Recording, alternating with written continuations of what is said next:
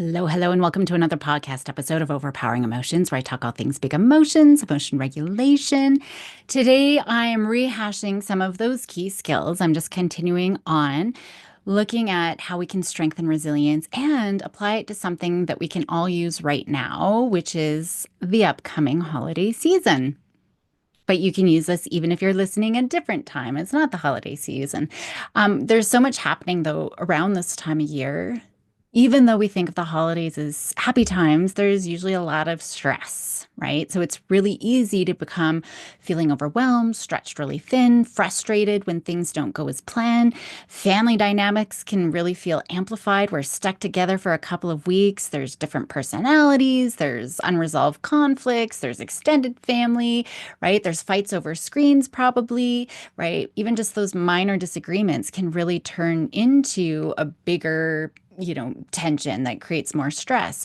Sometimes there's this unspoken pressure too to create the perfect holiday experience and just make sure everybody is happy. And so those expectations can really turn into stressors and leave us feeling drained and disconnected, right? That's not what the season's about, but that's usually how we feel oftentimes. But we can really capitalize on this time for everyone to practice key skills, looking at strengthening resilience while making sure the holidays are still awesome and focusing on what really matters at the end of the day. And so, one thing I always love to come back to is gratitude. I mean, that's such an important pro social emotion. We really need to build it in all parts of our life. There's so much research supporting gratitude as a key to our emotional well being. And when we look at, all of the stories of significant trauma in people's lives, the resilient people who have grown and thrived from those really have shown a lot of that post-traumatic growth that we hear about. They were grateful. They were grateful for life. They were grateful for all of the opportunities that they had, even in the most traumatic situations, right? Or even just in the busy, stressful holidays. It doesn't matter what extreme our environment is, that gratitude has a way of grounding us. And I don't mean big gestures or big gifts and focusing on all of the big amazing things that are happening in our life. No, it's about the small little moments, moment by moment by moment.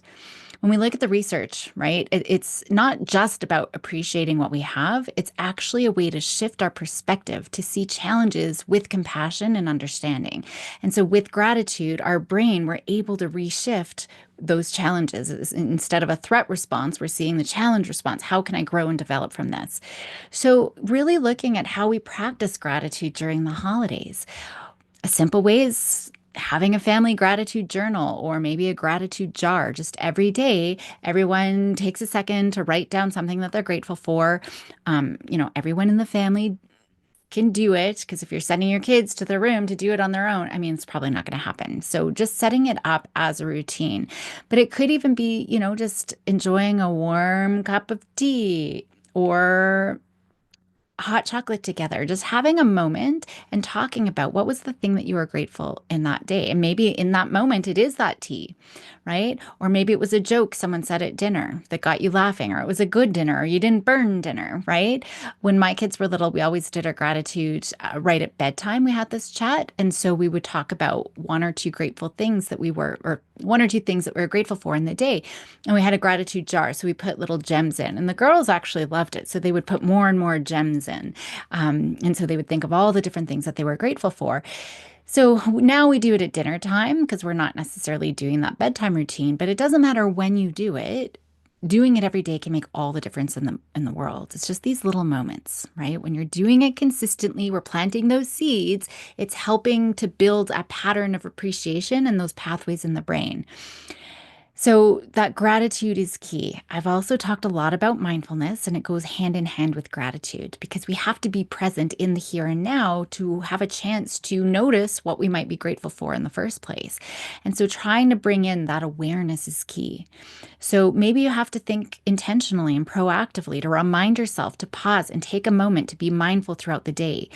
Even if you just have to set an alarm, right? Every hour or every couple of hours, just to remind yourself to pause and take in, notice what's going on right here and now. right? Or maybe just set a time when you know you're going to be in a situation that you're looking forward to. Maybe it's dinner time. Maybe it's debriefing time, dessert time, whatever that is. Maybe it's a pause to enjoy the scent of dinner cooking, the way the lights are twinkling at night, maybe the quietness in the morning. It's just about noticing those moments. It's not sitting and meditating for an hour. It's just noticing right now in this moment. Take a moment now. Just notice your body. Where is your body in space? What's your posture like? What do you notice around you? It's just being present in this moment, letting go of the need to rush, right? For just a few minutes. Those small moments of mindfulness and gratitude can really help us stay connected. It helps us feel good, right? And we're connected to the other people in our lives and to the good things in our lives, even when things are getting busy and overwhelming. So we have these pieces, that gratitude, that mindfulness. I think that we really need to also talk about setting realistic expectations because I think we get really caught up, and I know I have too. I'm definitely a victim of this. So when we're looking at the holidays, it's about being realistic for ourselves and for other people. And I think that, this is one for us adults where we can model unhelpful things like perfectionism, right? It's really easy to fall into that trap thinking that everything has to be perfect. And if we can ease up on some of those things and some of those expectations, we can start to choose where do we actually want to focus our energy on.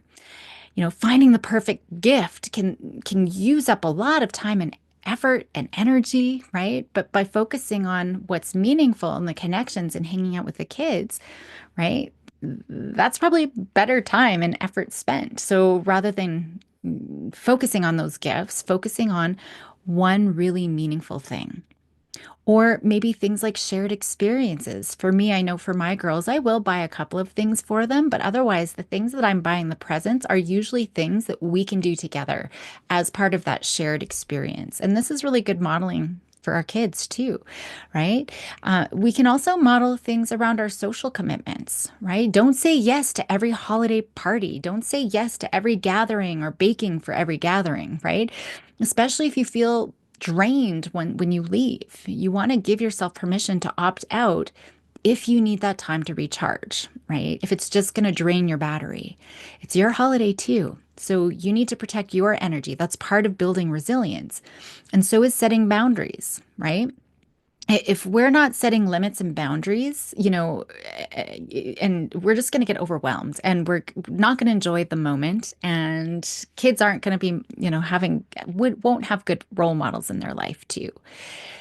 So we really need to think about it's setting limits, not around anxiety. Sometimes kids will try to put boundaries and avoid things because of anxiety, but it's really looking at what's most important to you. If it is going, you want to go to these gatherings because it's your only opportunity and you want to connect with friends and family, that's fine.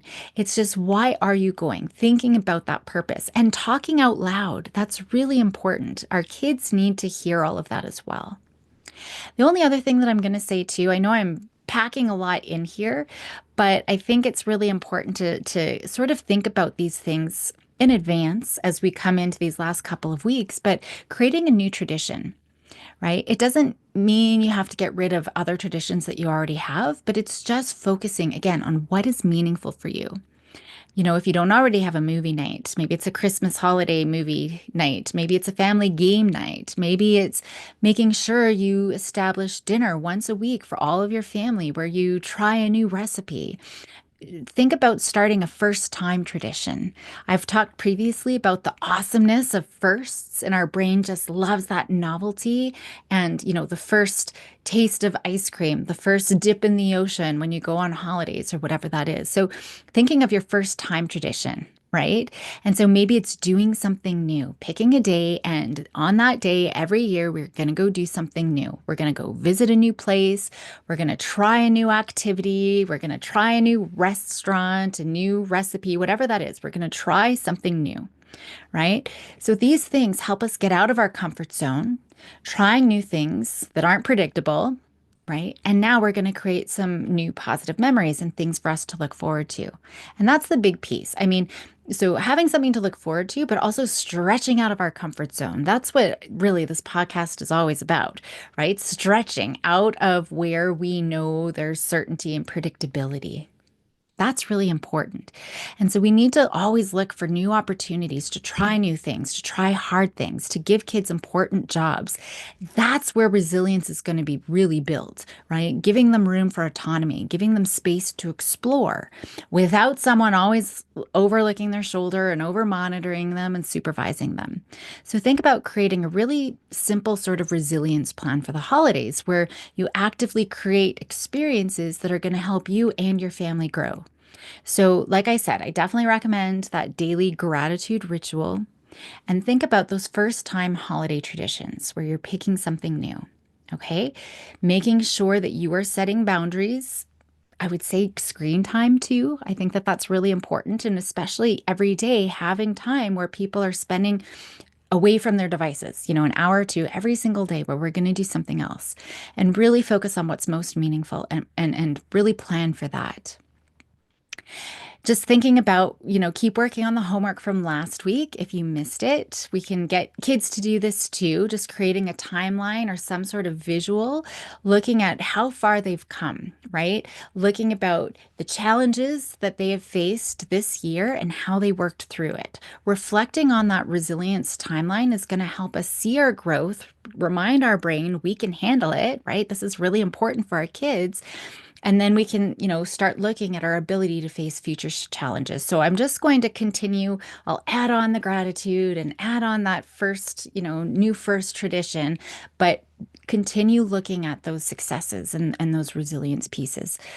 That's a lot jammed in a short amount of time. I will leave it there today. Go enjoy the rest of your day. Think about how you can incorporate this, help your kiddos be bold and courageous, and I will see you next time.